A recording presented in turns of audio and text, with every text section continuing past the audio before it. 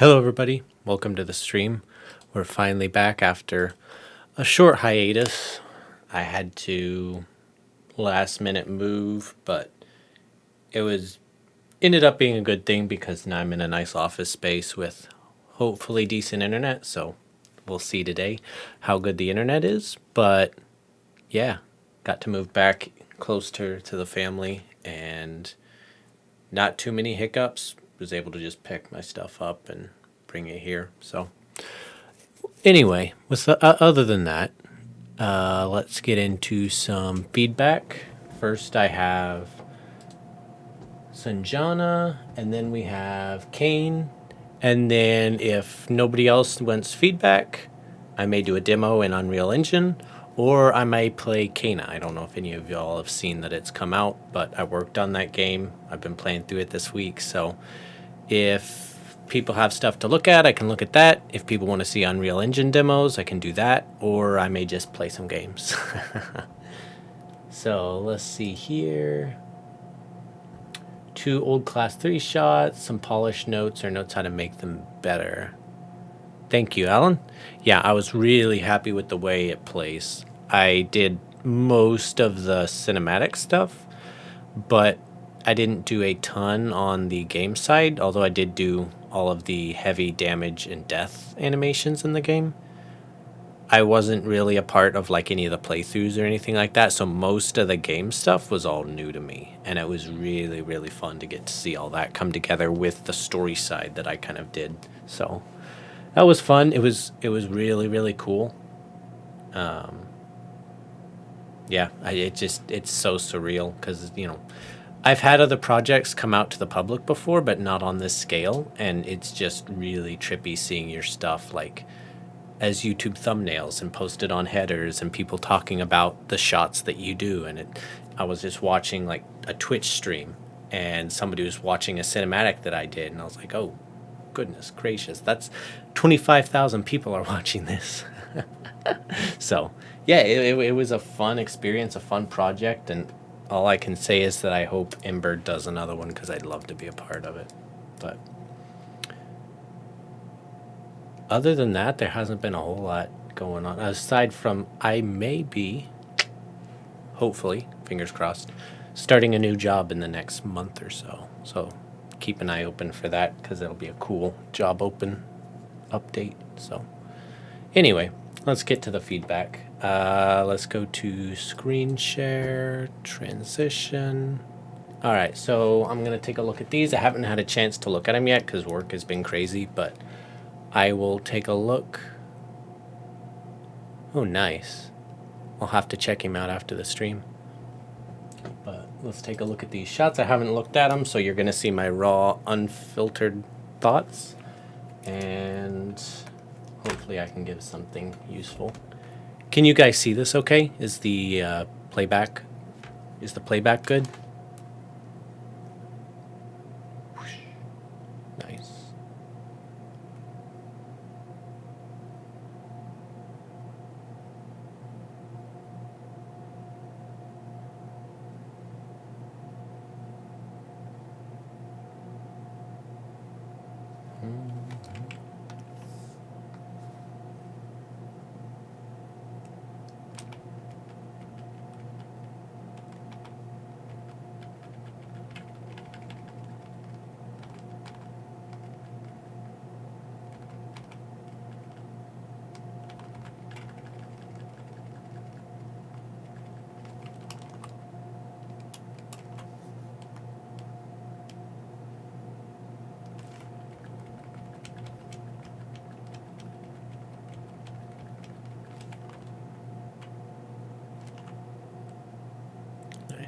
Sanjana, who was your mentor for these shots? I don't think I remember who you had as a mentor on those shots, on these shots.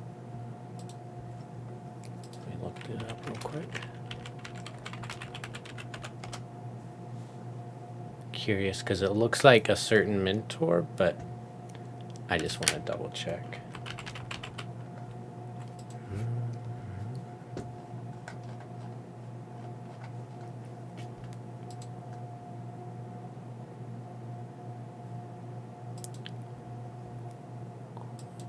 Looks like it. Nice, nice. I thought maybe it was Drew Adams, because Drew Adams has a very cartoony style, and this kind of is his kind of style of shot. So I thought maybe you had him for a mentor, but it looks like not. But it's really, really cool. I really like this shot. There's so much. The thing that stands out to me that's nice about this shot is the resolution of energy. Of like, you know, she hits this dynamic pose, but she doesn't stay in it. Like, she has nice, like, squashing and stretching in it. It's really nice. My only note, which this is much more, or not only note, my first note, the thing that stuck out to me when I saw it first, which is more of a stylistic note, but I know it's something that has been hammered into me by a lot of different animators, which is, if you see smear frames, it's not needed. And you should only put in smear frames if you absolutely have to, because it's like taking, to some extent, it's like taking a shot that's in 24 frames per second and putting it in 60 frames per second. It gives you this almost slow motion kind of floaty kind of feel, because you're giving more information than your eye needs within that amount of time. Like the reason for smear frames is if you have this massive spacing gap, you're filling in that information so that your eye doesn't see a pop.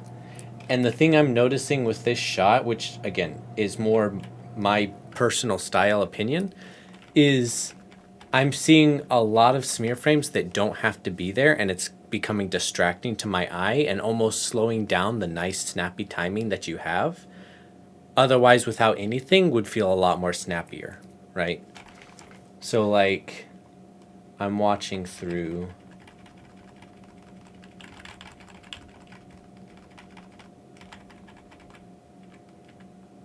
So like, I can see you having the smear frame here, because you're going from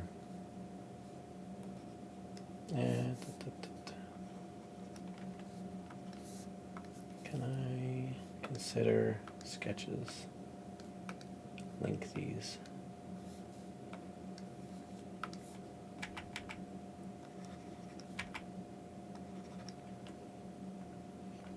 So what my opinion is, you have the arm here, which is great. You have the arm here, which is great. This smear is fine. I think it reads. This one I think can be way, way, way smaller.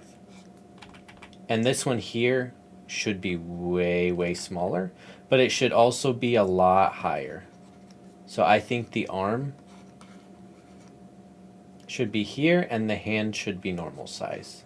I don't really like to see smears that last 3, 4, 5 frames because they're just way too prevalent.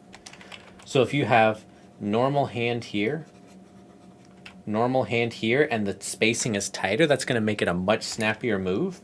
So instead of going this distance in a smear frame, you're going this distance in a smear frame. And the more distance, it's going to make that smear frame nicer, because right now it feels like the smear frame's not exactly motivated 100%, and I think it could be motivated a little bit farther. And then here, obviously, this is where you see, like, I did not even notice that you had a smear frame here, because it was nice. And it was really, really needed, because you have this massive spacing pop between here and here, right? So you really need to fill in that information between here and here. This is a great smear frame. I really, really like this smear frame. I would suggest, though, that you clear out the silhouette, because it's starting within this short amount of time. You've got this arm here, you've got this arm here, and you've got this arm here, and it's really cluttering up the silhouette, and it's really making it hard to read. What I would do for this smear,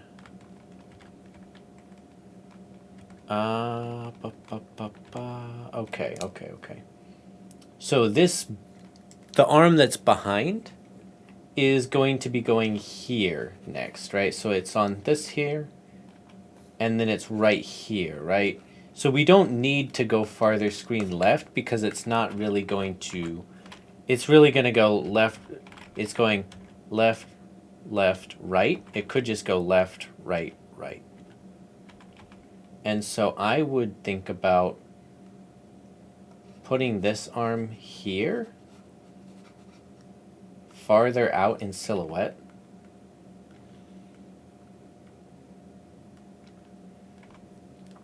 This arm, I would try to get out here. So now you have a much clearer silhouette of both arms out. Boom, boom. And then for the smear frame, I would try to get it out here.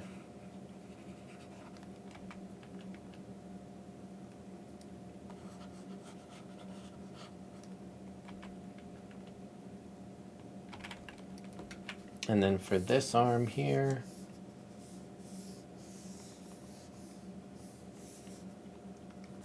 seeing sketches updated and wonky. Maybe getting the arm here a little bit. That'll make this a little nicer.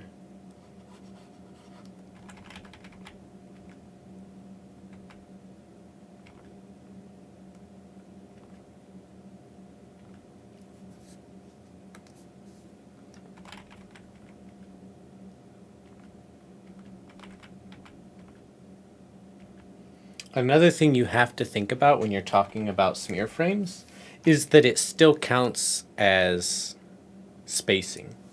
So for example, something that I'm seeing now, well, so let me draw this back arm in pink.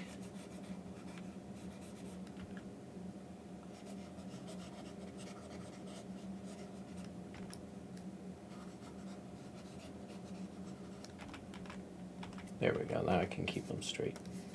Add some tracing paper to this, ghost it. So what I'm going with is you have this arm here, and then it has a smear frame here, and then it's here, and then it's here. So you're having this really choppy spacing of right, left, right, which is like boom, boom, boom. So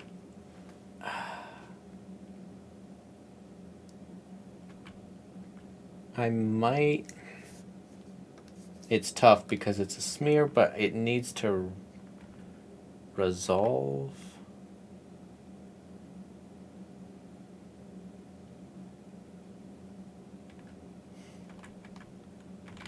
How does it feel? If I watch it through, how does it feel?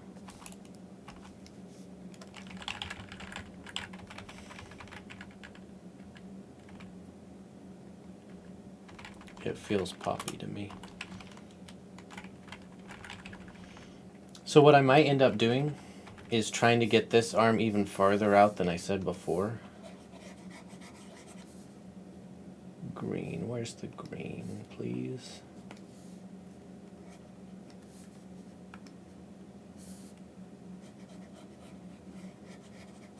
Get it out here. And then get this one slightly in.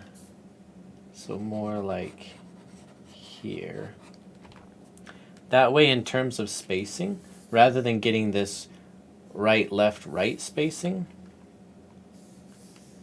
you're getting, and this needs to be out just a little bit farther.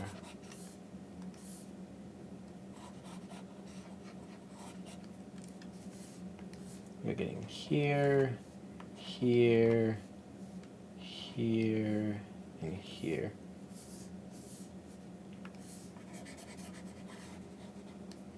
Let me ghost this.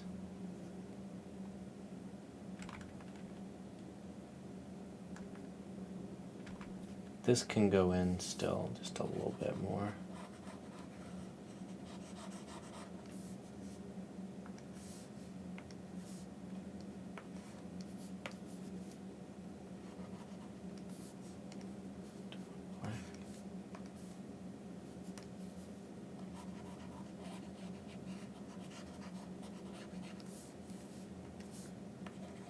So that way the spacing works to where you get this nice clean line, clean curve, and clean spacing in this shot. So boom, boom, boom. And then you go back into that. And that feels smoother to me. So just cleaning up the spacing of these arms here.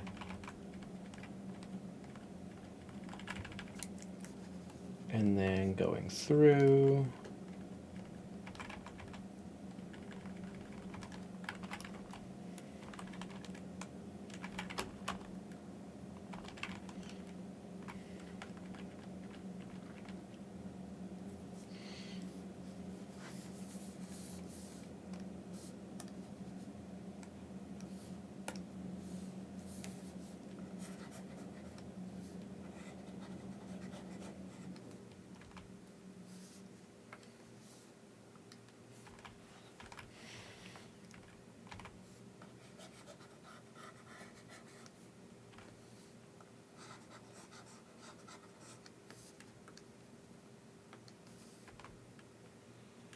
So again, here, this isn't making a lot of sense to me, this smear frame, because it's smearing an ease into the ground. And if she's swinging down to grab it, it needs to be a fast into the ground. Her hands don't need to slow down as she goes to grab the staff. And so what I mean by that is the spacing right now is here, here, here, and then grab. So as her hands are going down to the staff, they're slowing down. And so what I would like to see with a smear frame is the biggest spacing on the arms, the hands. Like this be the smear frame for the hand right here. So you have this amount of space between the smear and the actual hand, and then a grab. And then for the previous frame, you can have the arm. Let me do this in pink. Let me do this in pink too. Maybe the hand is a little higher here.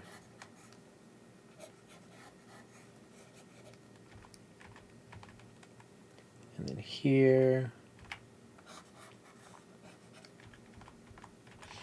Yeah, something like this. So the arm's gonna come.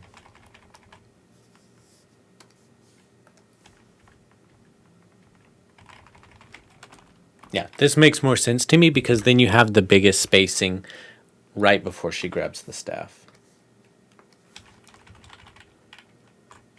And then she grabs it.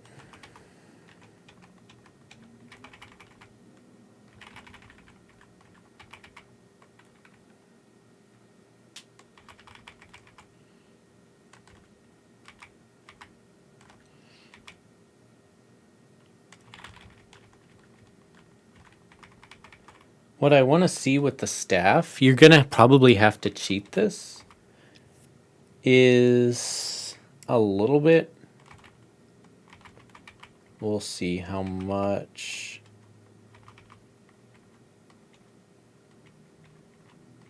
Well, you already have this. Well, I'll switch what I'm thinking here. So, let me move this.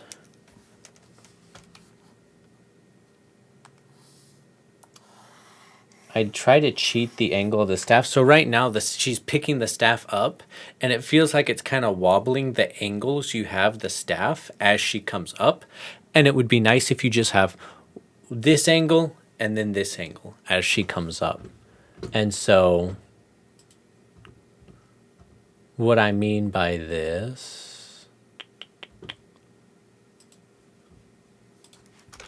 Try to cheat the angle of, not cheat, move the angle of the staff a little more with the right side up here. So her hand can be here. Try to get her shoulders more involved because her shoulders feel like they're down as she's holding it. I would try to get like something dynamic of like one higher than the other. But then as she's down here, she can pick it up. And I would have it a little more shallow here. Shallower of an angle.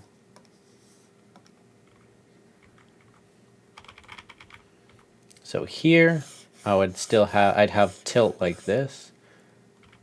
Here I would have a tilt like this, and then I would have it start to tilt up, and then I would still have it tilted like this, and then I would have it exactly like this. That way you're getting this nice, interesting, like, instead of just kind of pop up and then straight up, it would go like that. And that's going to create a nice dynamicism to this pickup. Ooh. And it's going to create like this nice tight spacing here, get bigger as it comes around. And then the same here, you're creating this nice tight spacing on the other side that gets bigger, that slowly gets smaller. So something like that, I think. Just polishy things.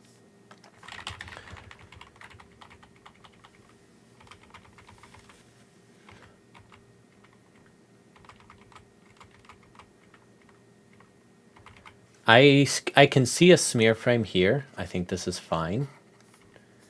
I can see a smaller smear frame here because it feels a little too big. I would try to get rid of the smear frames on these frames. Whoop. Because there's just not enough staff movement on these frames to call for a smear frame, I think. Here, I think you could have a smaller smear frame. So like get rid of this one, this one. Here, maybe it's just a tad bit smaller because it almost feels like this point is staying in place. So I'd try to remove, maybe make this one a little bit bigger.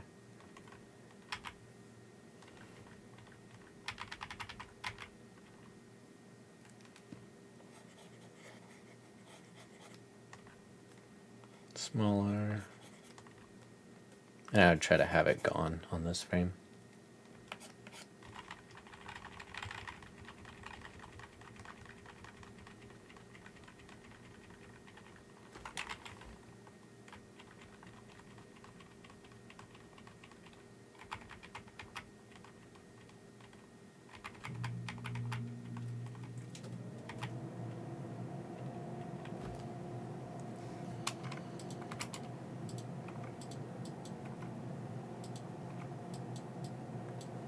I feel like this wrist rotation is a little bit late.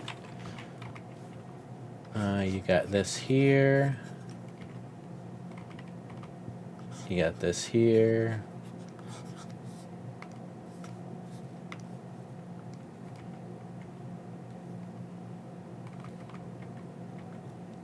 I'd try to rotate the wrist up here.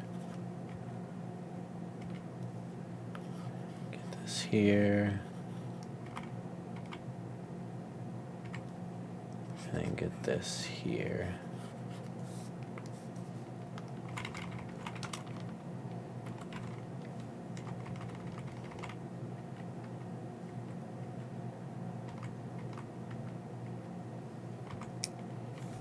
Here, I might even...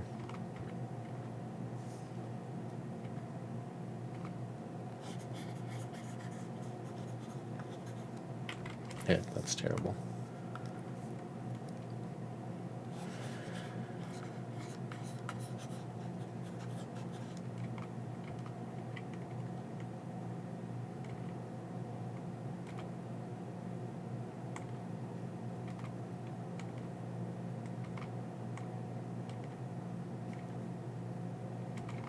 I might even try to overshoot it so it's like boom.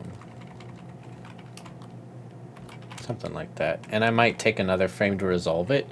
So you hit this pose here. You hit this pose here where it's overshot. And then you just have a nice settle frame on this frame in between this overshoot and this settle.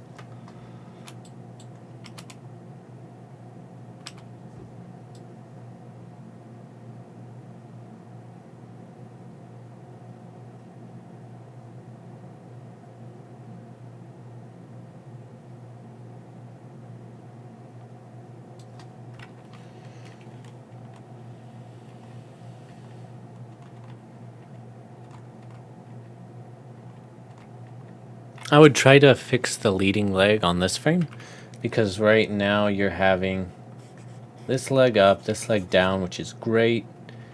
This leg moves over here, which is great. This leg is here. And the thing that's standing out to me is both legs are hitting the ground at the exact same time. And if you look at this right leg, it literally goes one frame up, one frame down, which I think is too quick. So what I would try to do is keep the essence of what you have, because I like it, is I would just try to pull this leg ever so slightly down and keep it, have the toe pointed so it's kind of pointing towards the ground. Have this one how you have it. Here you have this leg hitting the ground, and have this one in the air still. So you have like a nice like curve. This could call for a smear because it's literally one frame hitting the ground and then hit the ground here.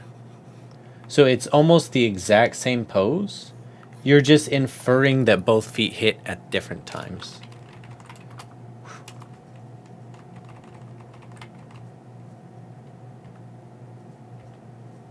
And for this, I think I did it. I drew it wrong.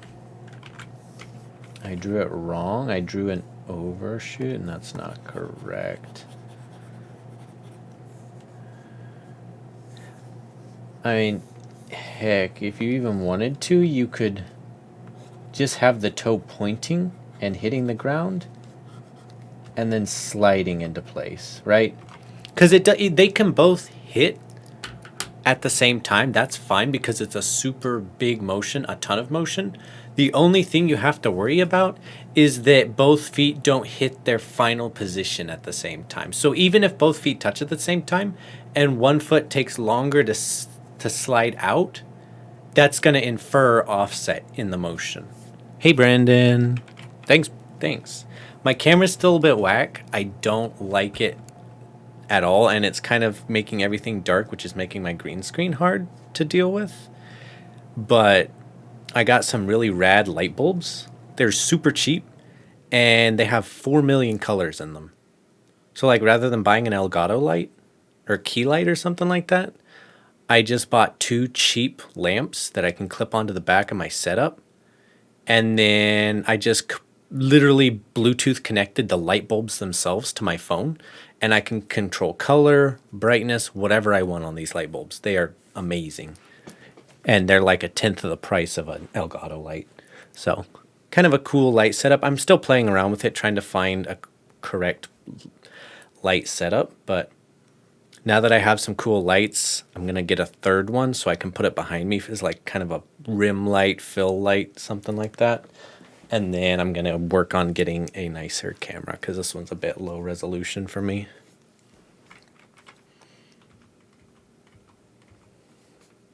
But yeah, doing that with the leg. Whoosh.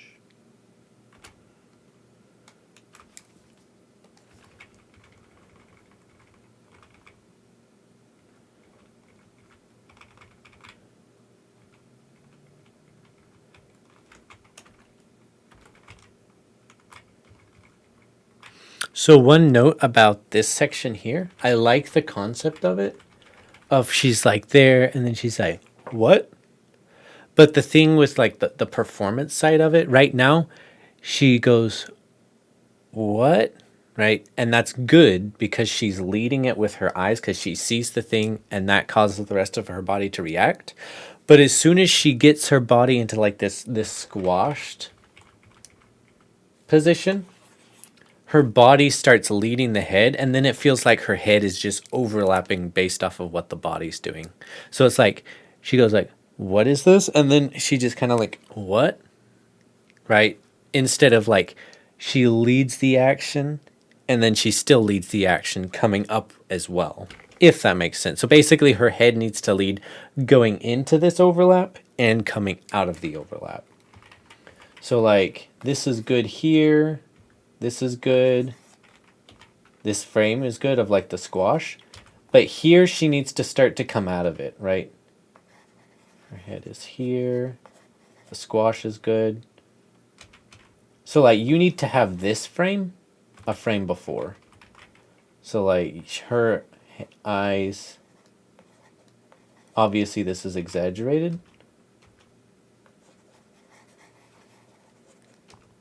But this is going to read a lot more because right now it looks like she got, like, kicked and her head is just overlapping back. But it needs to look like, what was that? And so she needs to overlap and then, like, open her eyes and lead the head with the eyes, which precedes the body. Like that. Hopefully that makes sense.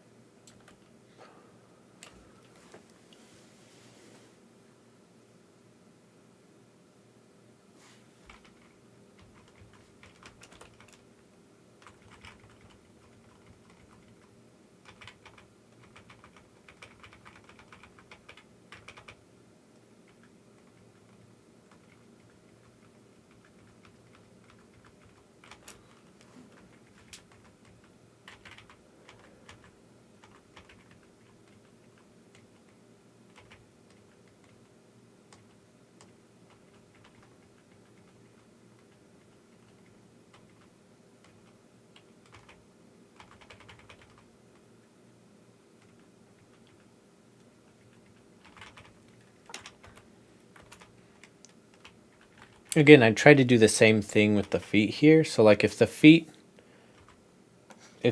both land on this frame, that's fine. But I would try to find one leg to drag as you continue. So like here, maybe it's up here. Continues to come out here.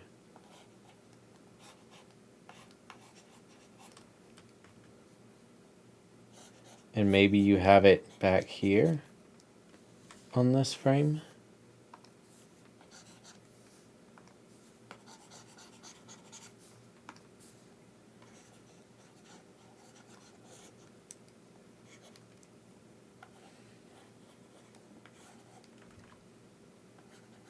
And then you'd have it here on this frame.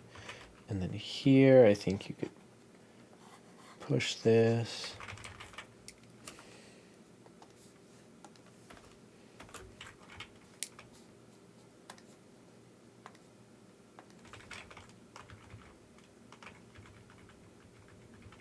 Something like this, just so you're getting a little offset between the legs. And then for this one, and essentially what I'm thinking about is the shape language of one leg drags and stays bent, the other one becomes straight much sooner. So if this one is straight on this frame, going back, this one can be almost straight, I think.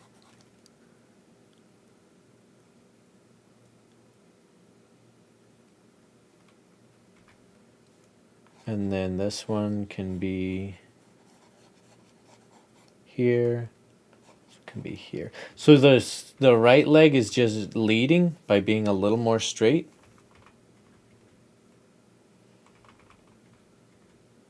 And the left one is dragging.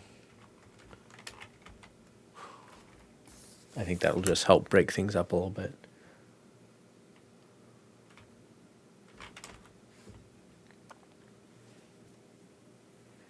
But yeah, I think that would be my main notes on this shot. Let me take a look at this one.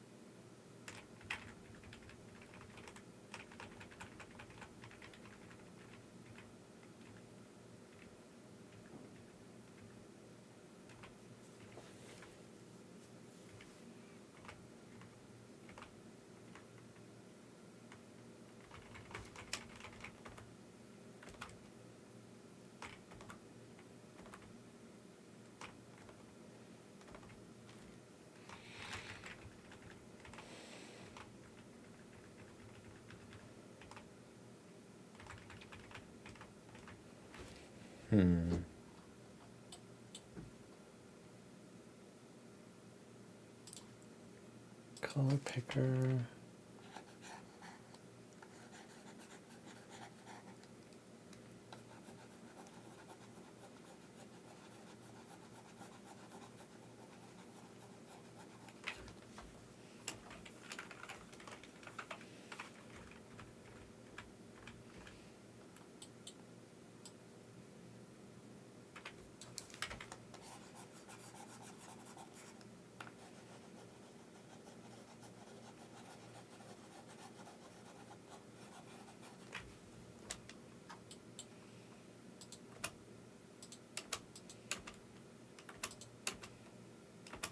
I think these smear frames look great. I think the only thing that's really sticking out, catching my eye, is that I'm getting these flashes of gray in between the legs. So just try to, if you can, possibly, just take the edges of that smear frame and extrude them into the existing leg. So you get something like I drew here. And the same with the foot here. That way you don't have these, because what I'm noticing is that, like on this frame, the most distracting thing is the gray between the knee and this smear frame leg here. And this just feels a lot nicer to me, not having that gray flashing in there.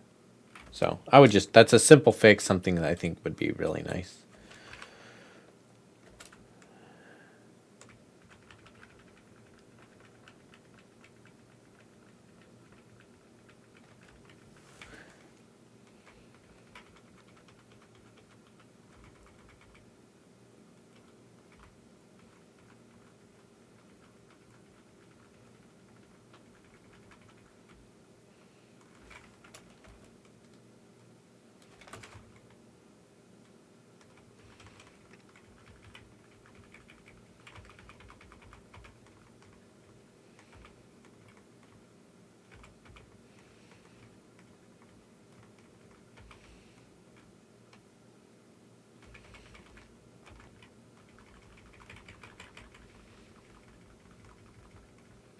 I can see what you're going for with the umbrella of she's like pulling on it and it's like and then like pulls her back. I think the problem is that it needs to have a buildup of energy, right? So the shaking on the umbrella starts small and gets bigger and more violent and then pulls.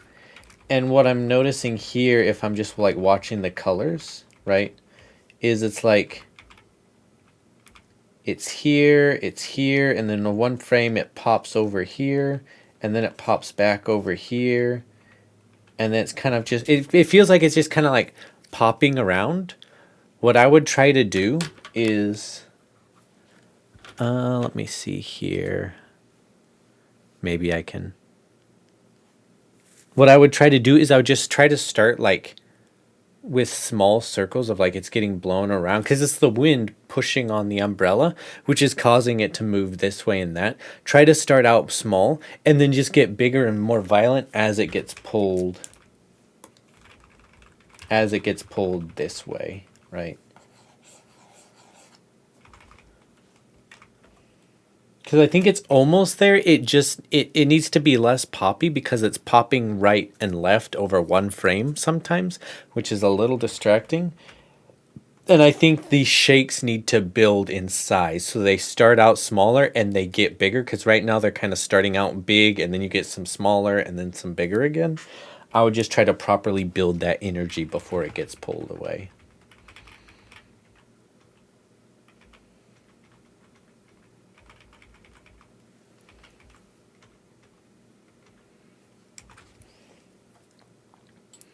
I would also try to keep, I don't even know what I'm drawing with now.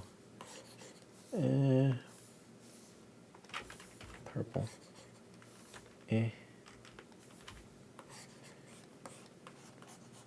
I would try to keep his head looking this way. So here, he's getting pulled, but he's still looking this way. Even here, I think you could keep him. Because dragging the head, and not dragging it too much, but just keeping his eye line, is going to make him feel like he just got like pulled, right? Because right now it feels like he's going like, wee, right? And he's kind of going with the pull. Keeping his eye line where he's trying to go, even though he's getting pulled back, is going to make it feel like it's going against his will, if that makes sense. Because he's like, I still want to go this way, right? And it's pulling him backwards. Here, I might get the neck a little farther forward, still try to keep the head. And this is just going to add to the curve within the pose, which would be nice. And even here, I think you can push this neck forward.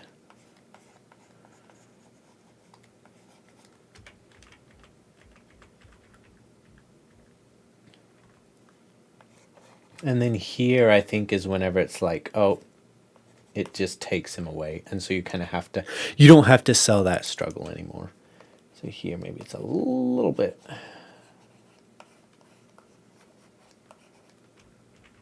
Something like that. So it's, yeah, I like that.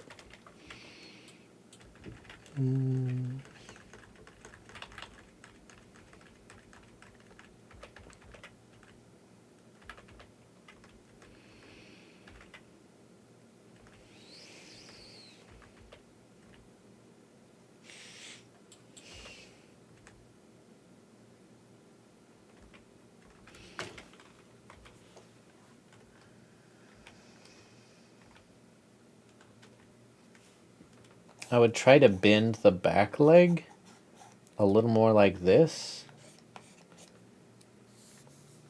And then I would try to get the front leg a little straighter on this frame. That way, because the one leg's being pulled up, the other leg's being pulled up too, but the foot has to come down because the foot's up here, right? So it'd be nice to get kind of like this whoosh motion. And so here is where here's where the front foot becomes more pointed, and then, you know, your back leg can be how it was. Like that. Boom.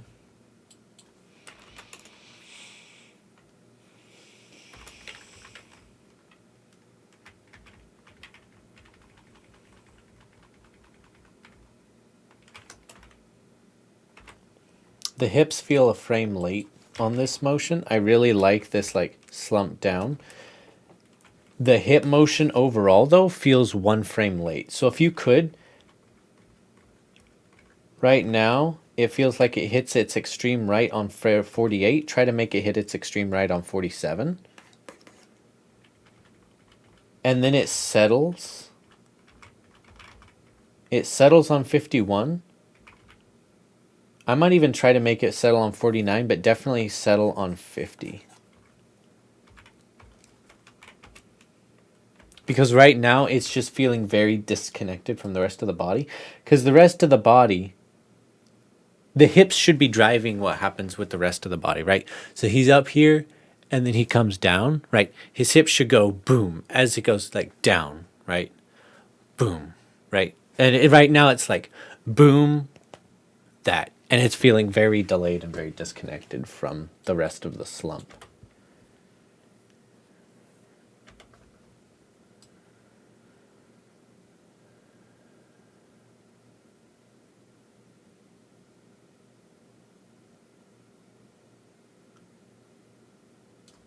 This is feeling very odd to me, and it's starting to tangent with the other arm and make this complicated mass.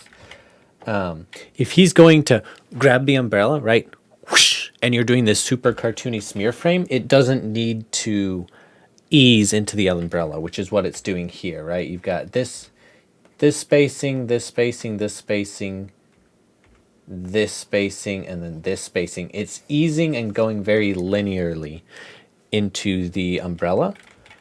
When if it's here, it should be here. No, it should be, the smear should probably be around here. The hand should probably be around here. And then the hand should be at the umbrella, right? And then just remove this right here. Let me make this bigger.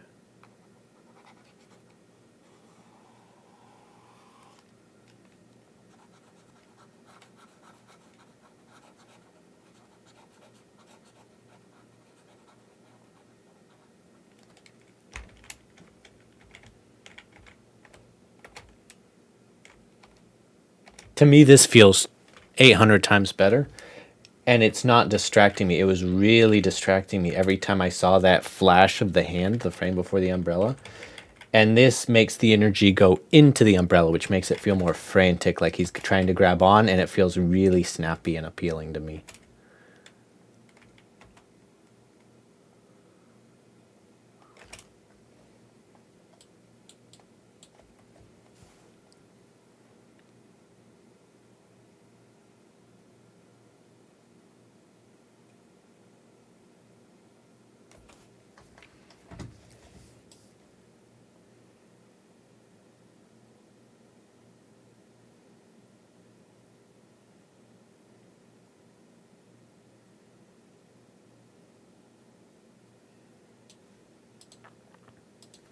But yeah, I think that would be my main notes for you. Do you have any questions or anything on that?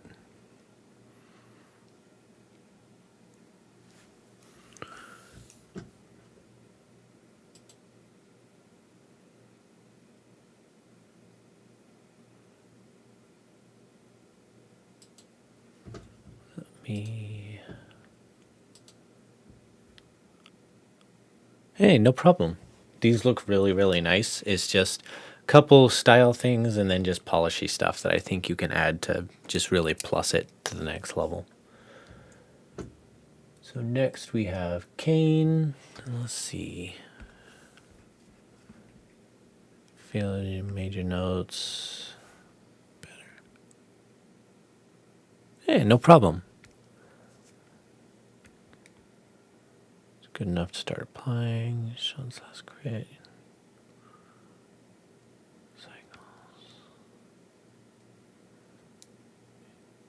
Left a few shot ideas. Super fun. Favorite.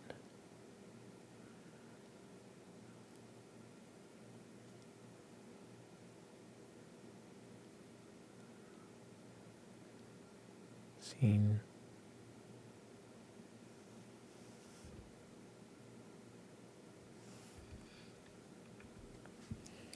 Cool. Let me take a look. Let me watch the demo reel overall.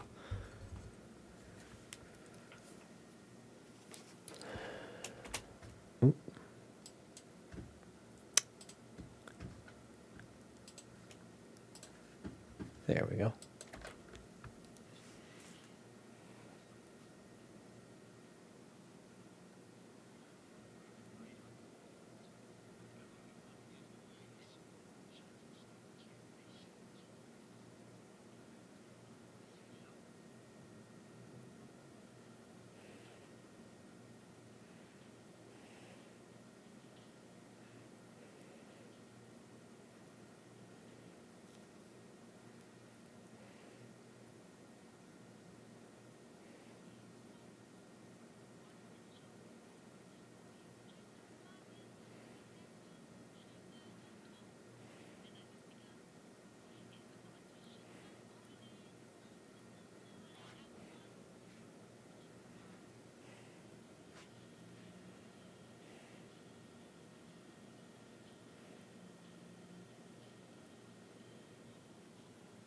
Nice.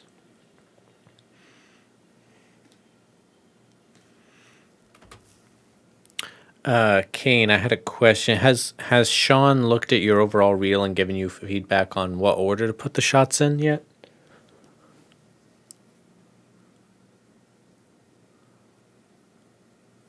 And while you're responding to that, let me, let's see. Look at these.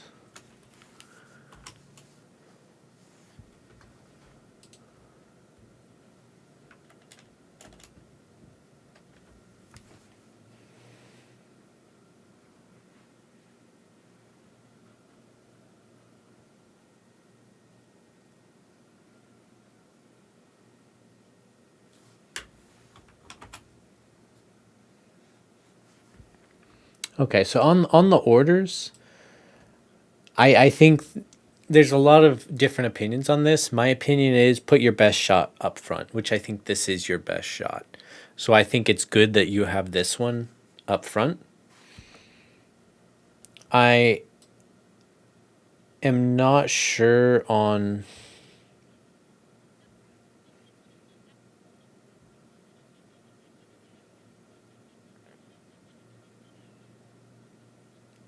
I think it's fine because what you don't want to get into, because you only have 4 shots, you don't want to do acting shot, body mechanic shot, then another acting shot, because then you've got 2 body mechanic shots that are fairly similar right together. And so I think what you have is best because you have your best shot first, then you have a body mechanic shot, which is different, then you go back to acting, then you go back to body mechanics. But ideally what you would try to do once you get a few more shots, a little more of variety, put your best shot first, your second best shot last, which I think this would be your second best shot. But since it's because of Okay, nice, nice. So once you have those 2 short film shots, I'd try to do your best shot, which is your class 6 shot, maybe a body mechanics or short film shot, body mechanics, short film, and then this one.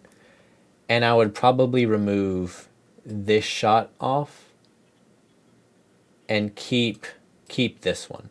Because this one has a little more hardcore body mechanics. Nice, nice. So I'd try to keep this one. Probably take this one off first. So as soon as you remove a shot, I'd probably remove this one.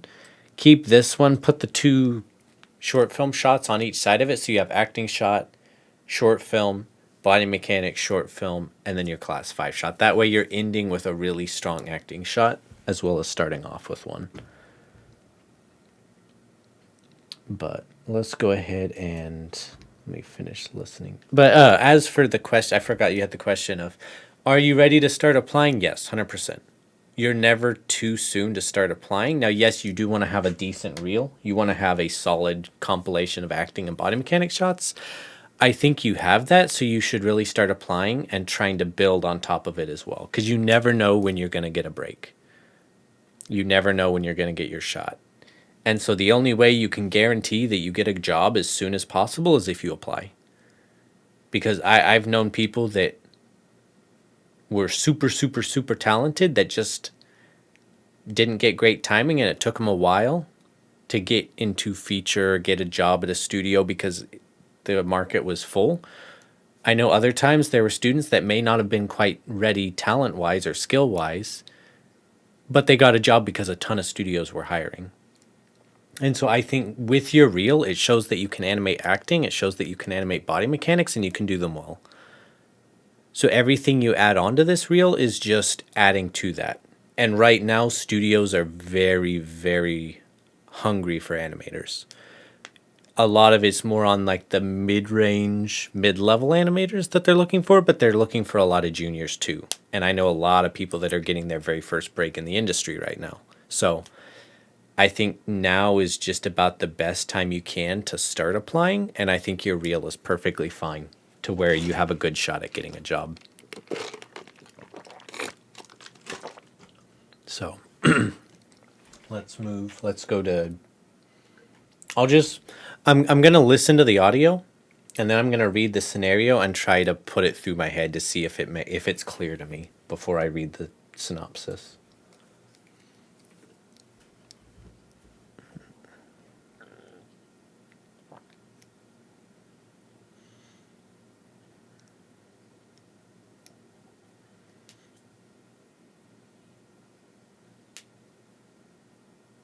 Okay.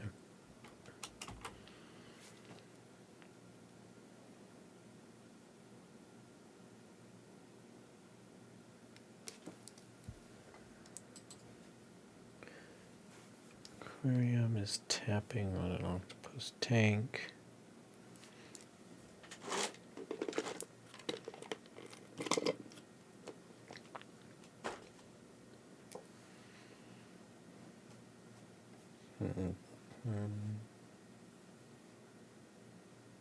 Dave for the Penguins, yep. Let me listen to the audio again.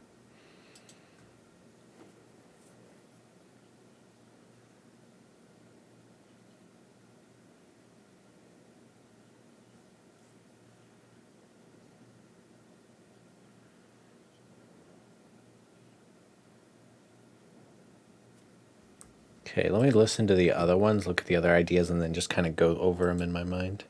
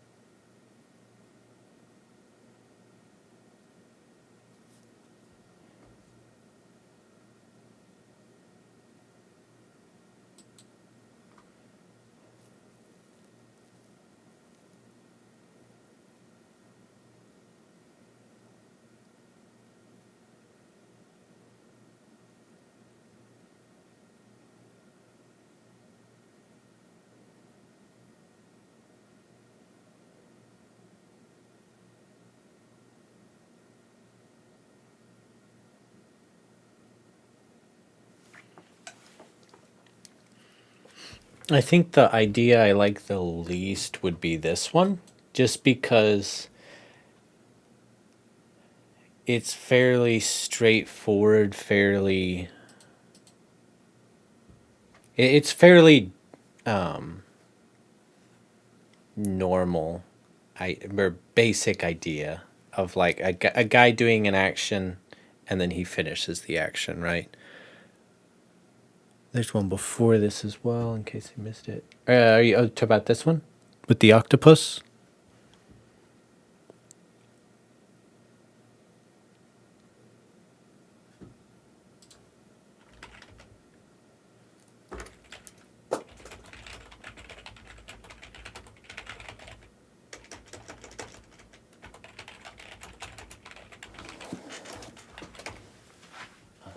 Okay, yeah, I saw that one. I think, I don't like this one super well because I think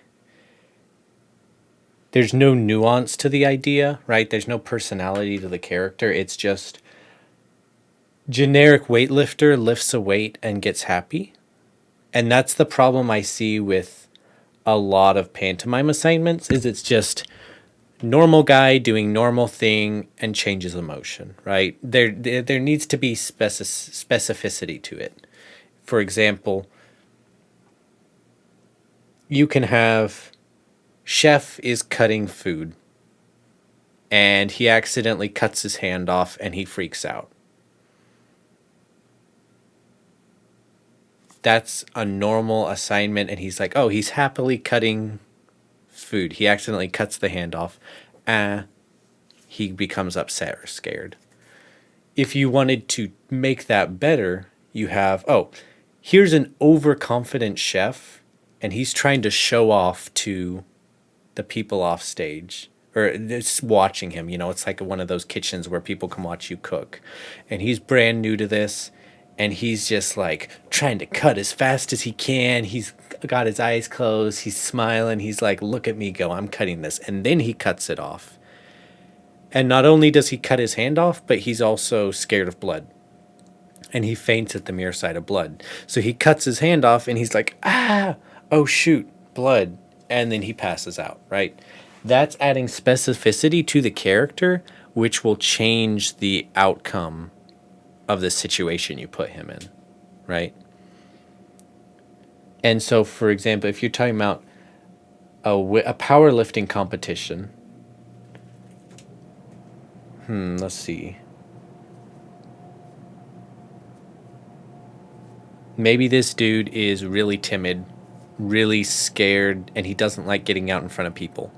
So he walks out to lift on the power bar, and he he's scared. You can see he's timid. He's not in his element. He puts some earbuds in, turns on some music to get himself pumped up, and then he just gets in the zone. And then he picks up the weight, and then he lifts it up, and then he drops it. And then he's like, oh, yes, I did it. That way you're selling who this guy is. He's timid. He's scared. But he likes music, and he likes getting himself pumped up. And once he gets in the moment, he gets himself pumped up, everything goes away, and it's just him and the weights. And he lifts it, he succeeds. There we go. You're telling a little more about the person with the exact same scenario, if that makes sense. So that's what I would try to suggest for this shot. If you end up doing it, try to put a little more thought into who this character is that's lifting the weights, if that makes sense. And then if I'm talking about my favorite, the one that I think would do the best, this one seems extremely long. I think this would be probably like a 2,000 frame shot. So I would have to see the reference for it, and I would have to see it acted out. But I think for me, it would be between this shot, or this shot. Let me listen to this audio again.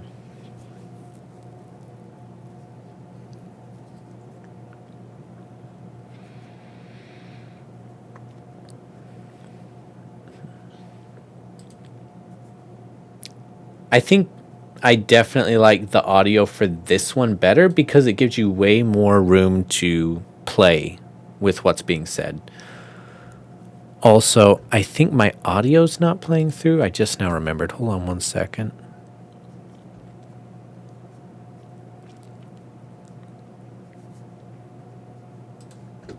Let me just... There we go. This doesn't give you very much room to play with what's being said, and your idea is very similar to what's being said. For example, he says, there's only one thing that could leave a footprint this size, the abominable snowman. You're taking that, which is a guy looking at a footprint, talking about a footprint, and you're animating a guy looking at a footprint, talking about a footprint.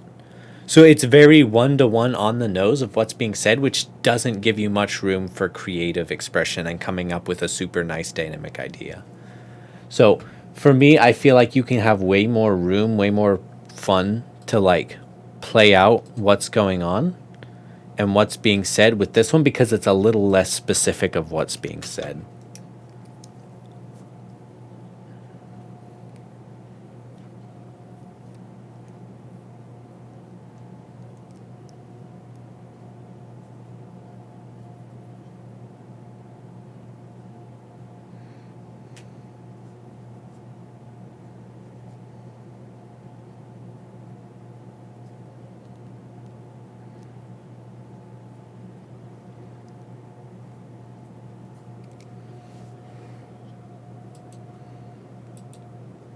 If you can, I definitely would like to see the octopus as opposed to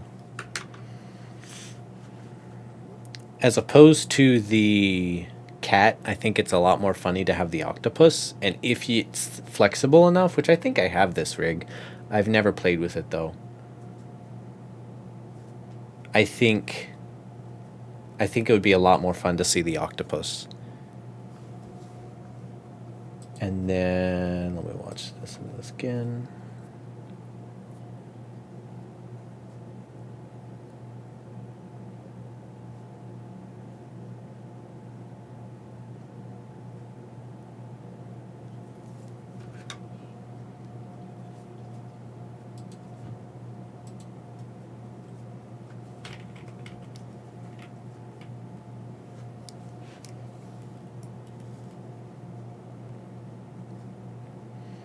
I think it could be really fun if you're going with this idea of trying to really push the idea of how big the kid is and how small the octopus is.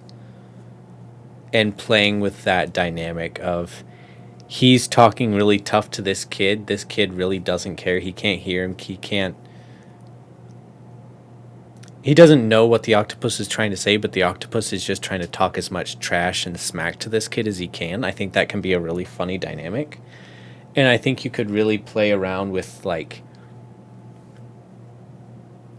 having the kid just being super nonchalant and not reacting one-to-one with what the octopus is saying. And, like, maybe having, like, you have this over the shot. Hold on, over the shoulder. Of, like, you've got the kid way up here tapping on the glass, and you have the octopus, like, looking up at him. You know, obviously I'm terrible at drawing, but you get the idea of, like, showing, like, this low focal length, like, big upshot of the kid, like, tapping, like, whatever, doing whatever he does, whatever you decide for him to do, but having, like, this nice upshot of the kid. And then whenever you flip it around, you can also do the opposite. If you got the kid looking down at the octopus inside of the tank. I think that could be really fun, of just playing with the dynamics of him being super small, him being super big. And also playing with, like, I think it could also be super funny of, you've seen it in movies where you see something from the one character's perspective and it's super dynamic, super cool, super intimidating. And then you see it from someone else's dynamic and it's just ridiculous, right? So maybe you start out and the octopus is climbing out and he's, like, being all intimidating. You're like, oh, well, this octopus really knows what he's doing. This octopus is a cool dude. And then you show from the kid's perspective, and he's just, like, tiny, and he's just like, like, super, what's the word? Insignificant, right? And so it just automatically within the middle of a shot just switches the power dynamic to this octopus is super cool to this octopus is inconsequential, if that makes sense. And I think that could be a super, super fun power dynamic switch within the shot to play with. I also really like the Yulan character. He's probably the best free rig out there. And he has just a ton of really nice deformations, really nice controls. I would definitely recommend using him if you do this shot.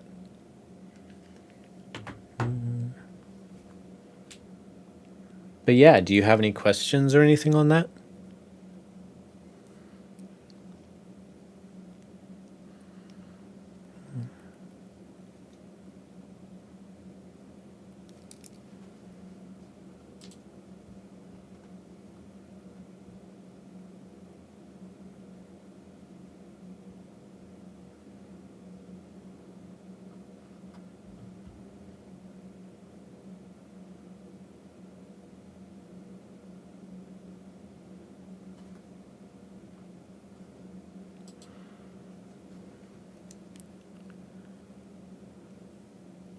I do like the ghoul shot. My only hesitation is it's one of those shots that's very heavily based upon how dynamic you can get the cinematography and cameras. And the other one would be how long is it?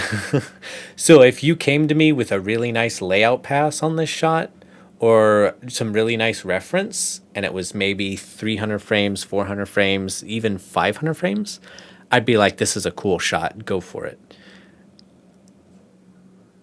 Yeah. But if it's like 700 frames, 800 frames, I don't think it's worth it. It's a cool idea, but anything over 400 or 500 frames would be too long, especially to put on a demo reel.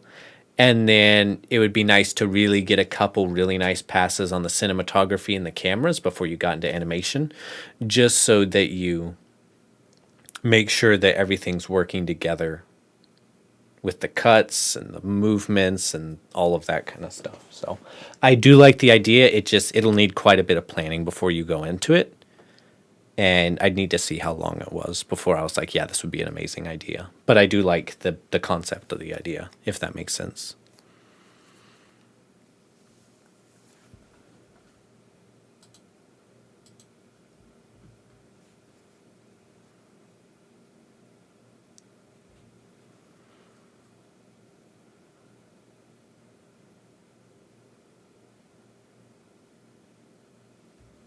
Cool, cool. Do you have any other questions or anything on that?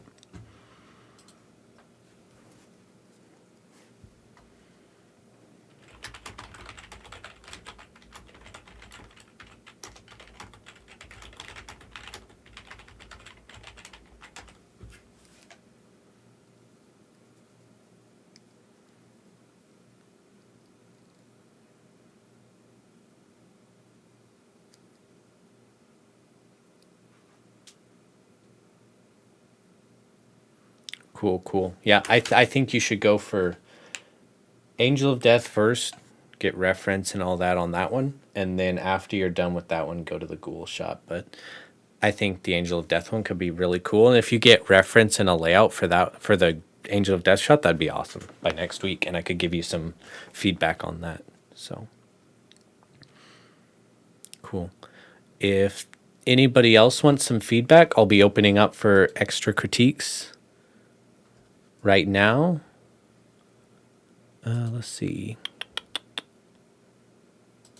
I'll be opening up for extra critiques if anybody wants to post in the Discord or in the chat.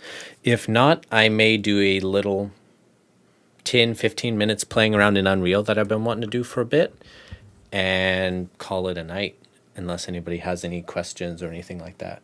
So,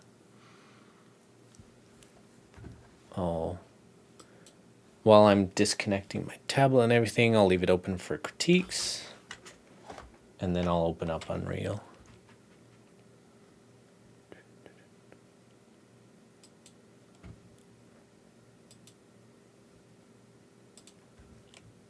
Also need to switch out the screen that I'm sharing.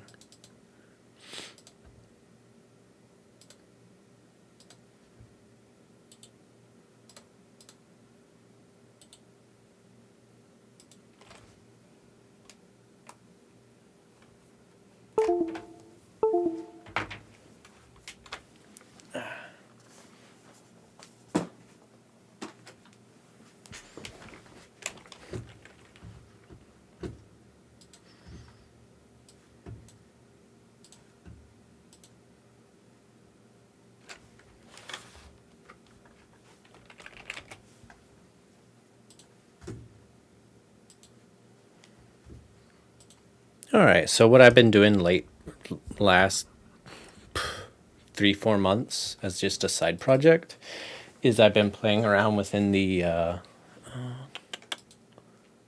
Unreal Engine Soul City scene, and I've just been planning on putting one of Madison's shots in here and rendering it out, playing with some shaders, playing with some element caches and stuff like that, just to get a fun little cinematic.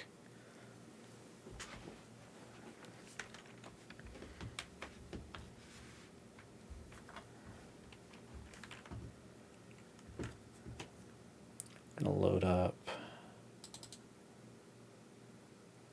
maps, Soul City.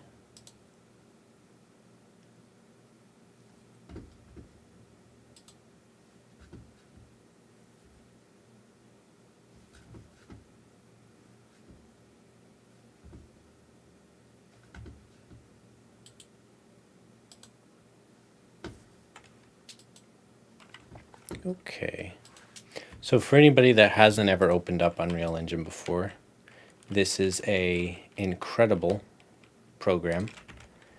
As you can see, there are thousands and thousands and thousands of buildings in this, fully lit, fully rendered with sound, lights, ray tracing, all of that in one scene, and I'm able to play through at 24 frames a second. So it is an incredible tool. It is the future. And it's quickly making its way into every feature studio out there. As of right now, Previs has been picking it up very, very quickly and using it for previs work that I've been doing for the past few months. But now VFX, feature, every different feature type of feature studio, TV animation are all picking it up, because you can get just as good a renders in 6 minutes that you could get inside of Arnold in 30 minutes per frame, 20 minutes per frame, and you can get an entire sequence rendered out in 6 minutes. I used Unreal Engine a lot on Kena Bridge of Spirits, and I think we rendered out 5-minute sequences in 15 minutes, as opposed to Arnold where you're rendering out 5 minutes a frame, 10 minutes a frame, and it's very tedious and hard, and you can't make revisions or you have to re-render the whole thing again. It's very long, very not cost-effective solution. And so if you want something that will really sell you as an artist, especially in the animation, rendering, lighting realm, is get into Unreal Engine. I've had more job offers and more job opportunities once I learned Unreal Engine, and a lot more lucrative pay because I know Unreal Engine, and that is extremely valuable skill right now.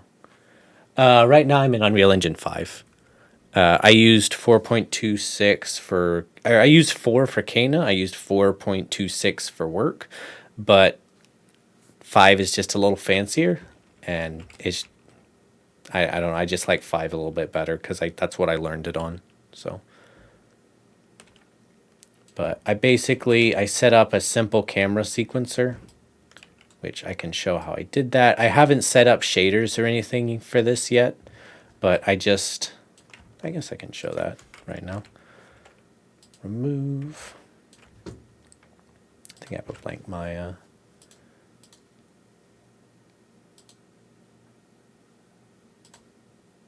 My D drive, I have Unreal projects, Soul City, content. That is not correct.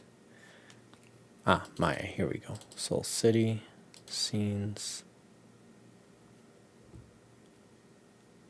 I'm trying to remember where I saved this out. It might take me a hot second to remember.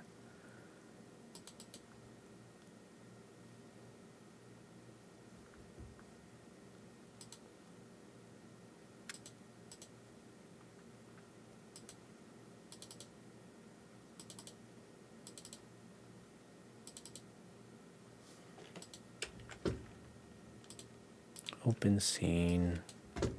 I may have left it in my downloads, which I am very, very bad about doing.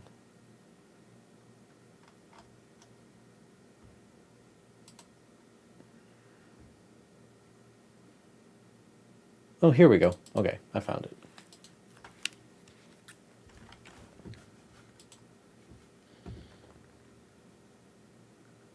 So basically the workflow that I did here was I have this entire scene inside of Unreal Engine, and basically I just selected the geometry within the area that I needed, which would be this building here that she's going to be standing on. I exported that out into Maya, placed the character where she needed to go, Madison animated it, and then I exported it back into Olympic. That's what I did for the second shot. The first shot is literally her standing and then she jumps. So I just left that at the origin inside of Maya. So if you can see here, she's literally standing at the origin, or close to. I think the origin's probably down here. But this is the animation. Jumps, boom, which is not final, by the way. This is just a rough spline that I was using as an example. Whew, boom. So I just selected this.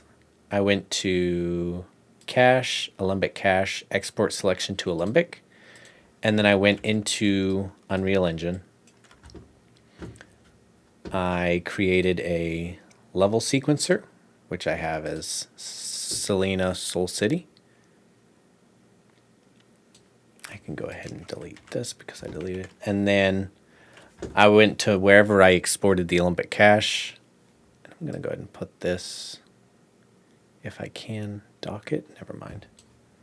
I'll just have them both on the scene. Wherever I cached it out, I created a folder in here, went in here, and I just dragged it and dropped it. So now I have a geometry cache. Whenever you import it in, you'll have to specify that this is a geometry cache and not a static mesh. And then you just grab this, drop it into the sequencer, and here you go. You have a mesh inside your scene, which will be at the origin right here. I can drag it and drop it into the viewport, but you have issues with that sometimes, so I try never to do that. And she's extremely small, so I think I scaled her up to 5, just to taste, because this is such a short shot. This isn't a full-on production. I don't have to meet any sizing requirements, so I'm just eye-shotting both of these shots to fit the style that I want, the feel that I want, and then I'm just going to go with that. So I'm like, that's a little too small. I think I'm going to go with 15. There we go.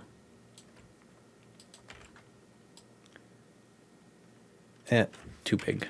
10, 10, 10. Place this here.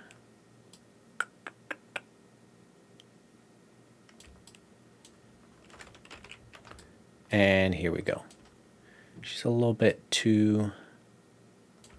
There we go. And the reason she wasn't oriented properly is because the conversion between Unreal Engine and Maya. Maya, TY is up, TX is left to right typically, and Z is front to back. In Unreal Engine, Z is up and down, Y is front to back, X is left and right. Same with rotation. So everything's going to be rotated weird. You can do automatic conversion, but for this, I really didn't care. So I just manually converted it myself. But you can see here, if I hit the play button, it doesn't automatically move, because the way Unreal Engine works is everything has to be attached within the sequencer in order for it to move in the viewport. So I have a static mesh here, but I need to attach the animation to that. So I'm going to go to the track, attach, geometry cache. So I'm going to attach a geometry cache to this, which is going to say, oh, here's the animation that you imported with the geometry cache, and I'm just attaching it here so I can drag it around, delay it, make it happen earlier, whatever. And now she should animate. But I think I forgot to...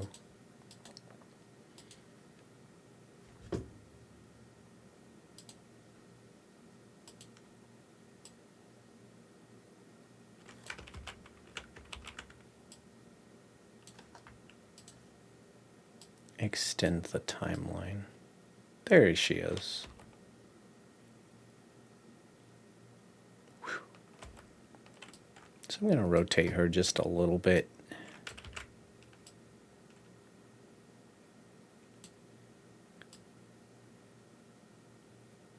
I want her to face more. There we go, straight on.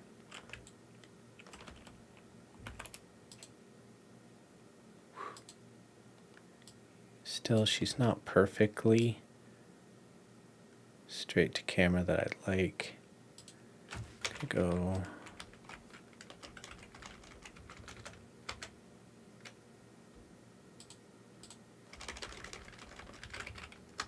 $295, $294.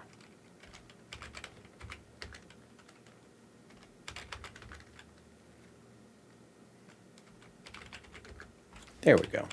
Something like that.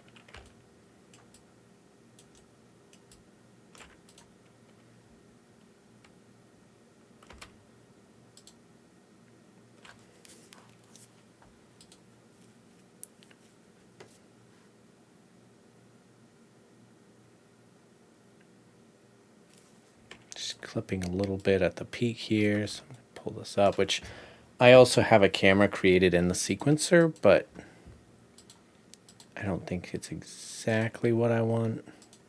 I think it's decent though.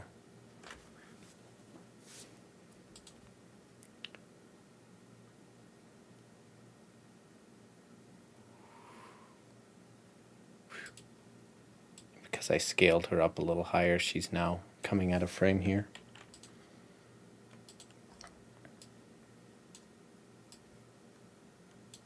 I would have to redo the whole thing, but yeah, Unreal Engine is a super, super, super cool program. I've used it to render a couple different projects that I've done. This is something that I'm working on right now. Let's see. Don't save. Let me go to home. Library. Here we go. I did do this in 5, I believe. We hope.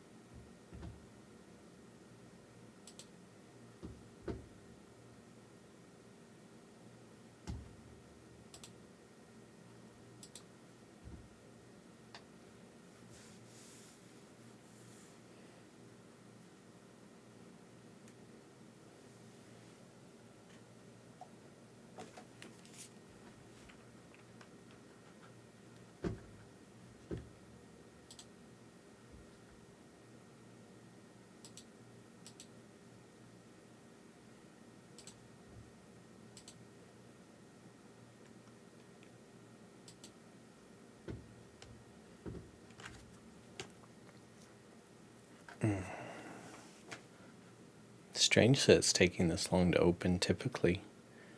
I guess maybe I had to move it and it deleted its cache or something, but I should have all these shaders loaded up, so I don't know why it's taking so long. Unless, of course, I opened it in the wrong engine. But I think we should be fine.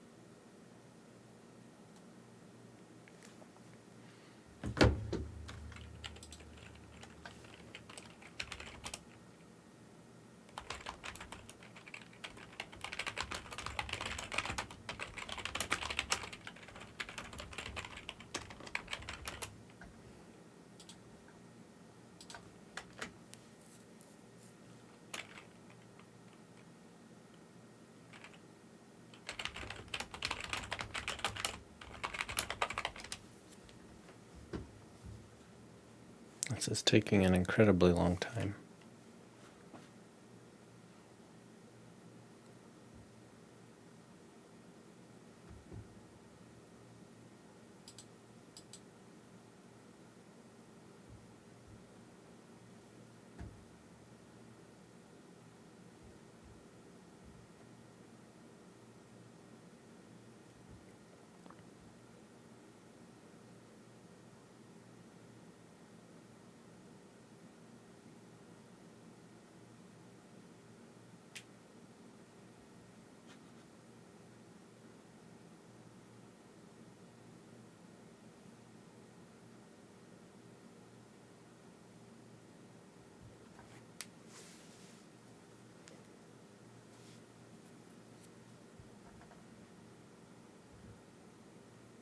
Sorry for the delay, everybody. I was just going to show some quick fun things that you can do in Unreal because as animators, we don't have to render out our stuff, make it look pretty, add effects, assets, whatever. But it does help and it makes things look a lot cooler. And the nice thing about Unreal Engine is so many high quality professionally made assets are just sitting there for you to use. And beautiful lighting, assets, props, even cloth simulation, fluid simulation, it's all very easy to use and right at your fingertips. And so what I was going to show with this here is that I had a decent looking shot that I tried to do in Maya. I took it into Unreal, and within 30 minutes I learned how to do simulated grass that runs real time, 24 frames a second, but it made my shot look so much better because it looked like she was running out in a field, right? Water. I literally slapped a water shader onto a flat cube, which any animator can make a flat cube. I didn't even have to UV it. And I had water, moving, rippling water that looked pretty good. And then there were already pre-built like East Asian style assets of like buildings and like walls and rocks and stones and all these really nice assets that I couldn't have made myself, but I was just able to grab and slap in there perfectly, and it looked amazing. And it probably took me 2 days to figure out, another couple days to do lighting of like in my spare time after animating. And it turned out to be a really nice product. And it didn't take my computer, a month to render it out. It took me 30 minutes to render everything out. So as animators, it's a really, really nice tool to learn because then it can help you get jobs later if you know how to run the program. But it also can make your stuff look nice, which will make your reel look nicer, which can help you get jobs. So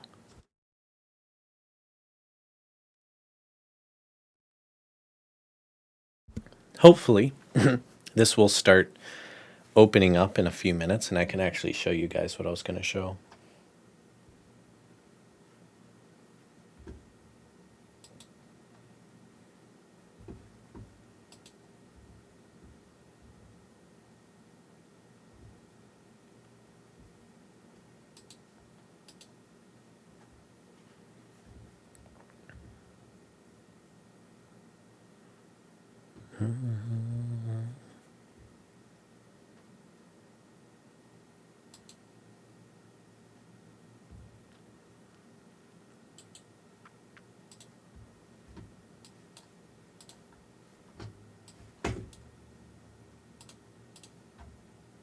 Since I'm just working, I'm going to pop on some music.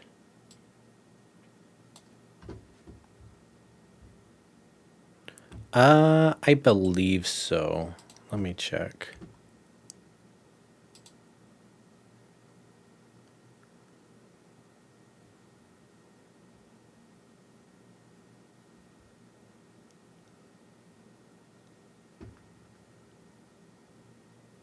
Yes, I have 64 gigs of RAM.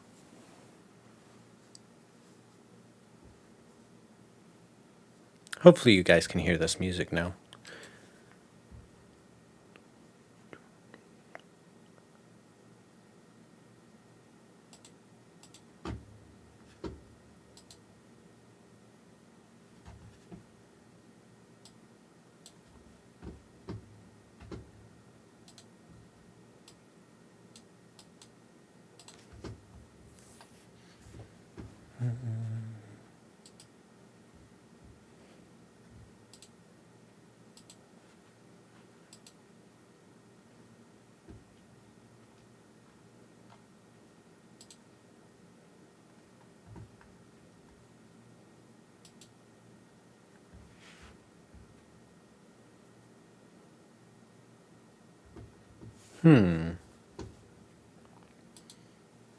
Let me try something then.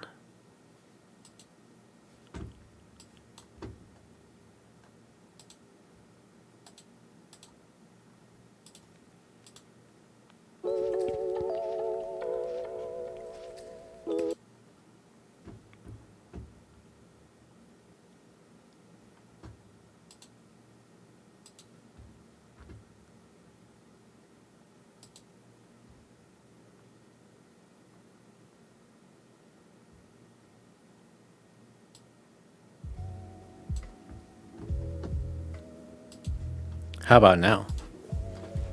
Do you hear any music?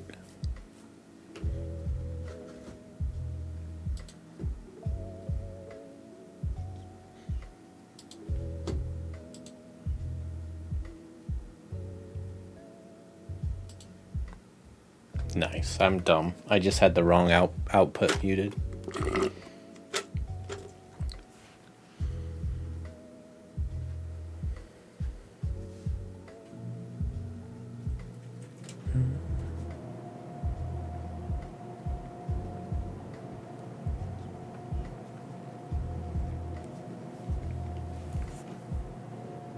I had no idea this project was going to take this long to open.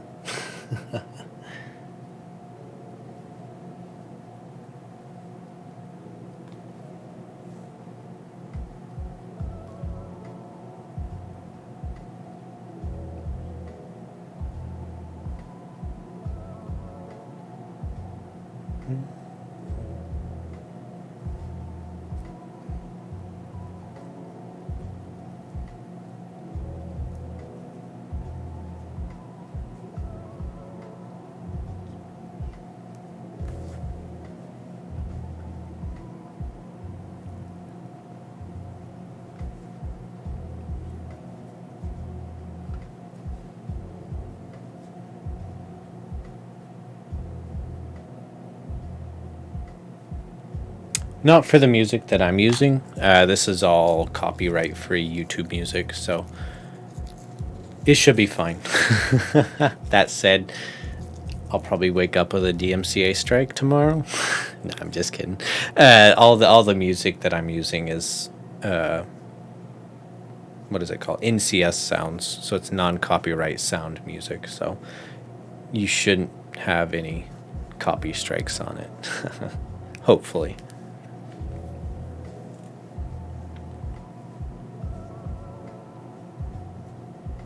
Oh, looky there. We're at 93%. Let's go.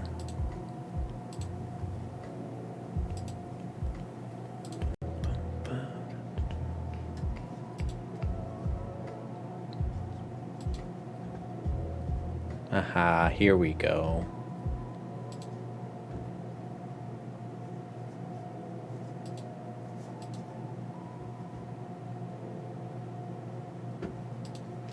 Alrighty. Cinematics. Let's load up the sequencer.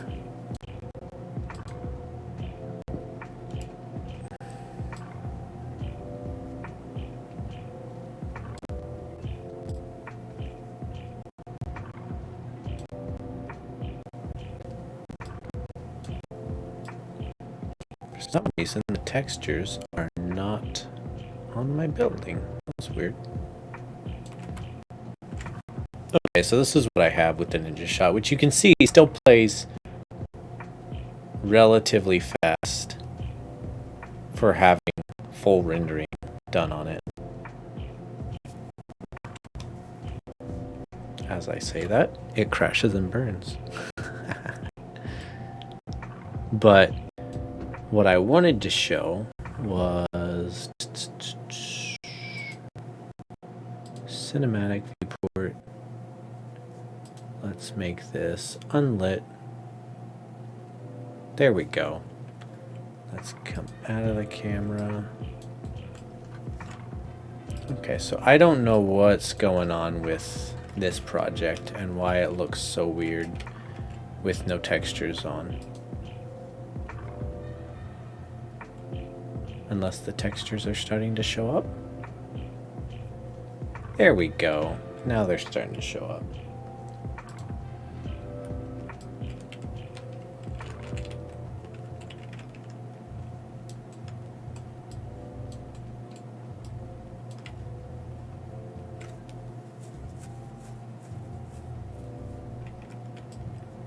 Can we get some nice water?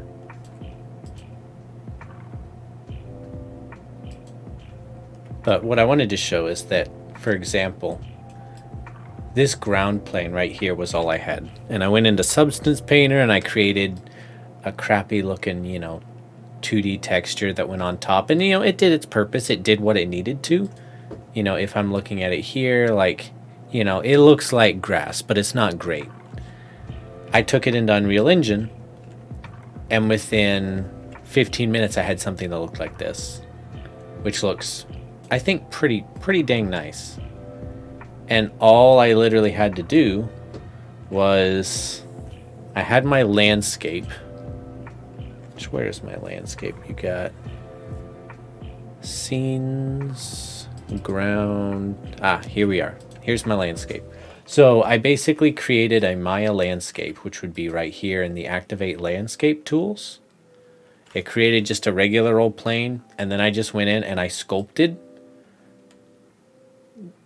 I literally sculpted it to match the plane I have, right? And I can even sculpt this live with grass already on it, right? Which I think I can. So once I created the landscape, I just went into starter content, which comes with every Unreal scene you get. You have materials, not materials.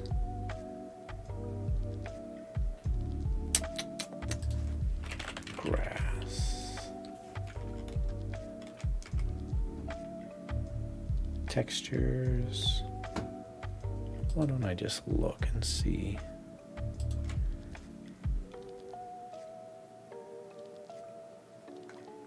Here they are.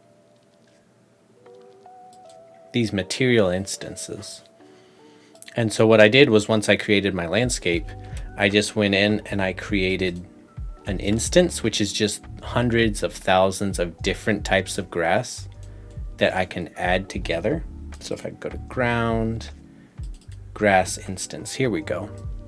This thing, I created one of these. You can watch tutorials on them, but I have 1, 2, 3, 4, 5, 6 different types of grass that are all randomly spawned on top of the landscape plane. So if I was to go in, let me just open this up a little bit. I have 700 pieces of small grass 01. So if I turn that off, you can see that the grass plane is now way less dense. I can go in here. I have 400 of these. 40, 200, 50, 1000. And boom, here I am. I have no grass whatsoever. Literally no grass. As I turn up the element, I get more grass. So you can literally populate your grass procedurally, and it looks great. It's quick. It already has animation on it that makes it look like the wind is flowing through it. And it took me 15, 20, 30 minutes to learn, just watching YouTube videos super quick and just following it. This asset here, I believe, came from the Unreal Engine.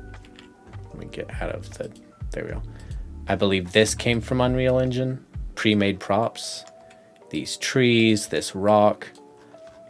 What else came from here? These super cool little light gates.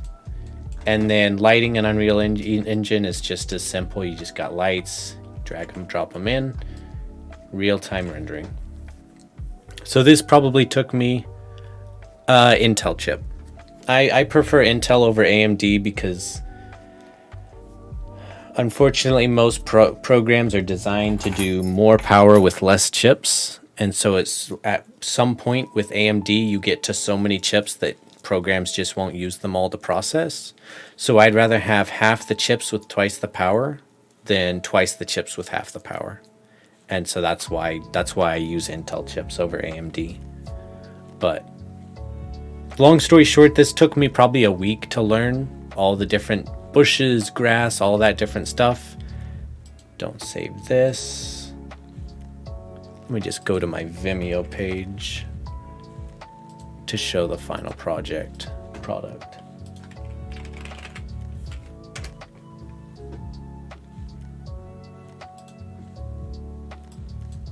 Here we go. This is what I got with about a week or a little more of learning Unreal Engine.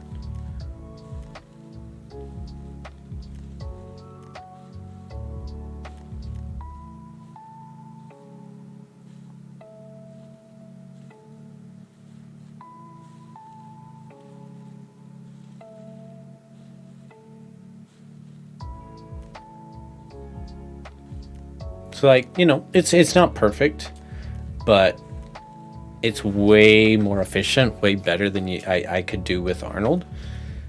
And it's not that hard to learn. And it can be a very, very powerful tool for animators. So, with that said, thank you guys for showing up to the stream, showing off your shots, letting me give you some feedback, watching me rant about Unreal Engine for a bit. It's been fun. It's nice getting back into the swing of streaming. Hopefully the next few weeks they're going to get better, better, and better. I got out of the swing because I had to move twice in the last month. But I should be able to do consistent streams. I'm going to try to do some more things with giving feedback. I think I'm getting more used to opening up people's shots and working inside of that. So I'm going to try to pursue that further as I get into farther weeks down the future. But thank you guys for showing up. My first stream in 2 weeks. So appreciate you all coming and watching and asking questions and all that stuff. And show up for Madison's stream tomorrow, or Cynthia's stream tomorrow, Madison's stream on Friday.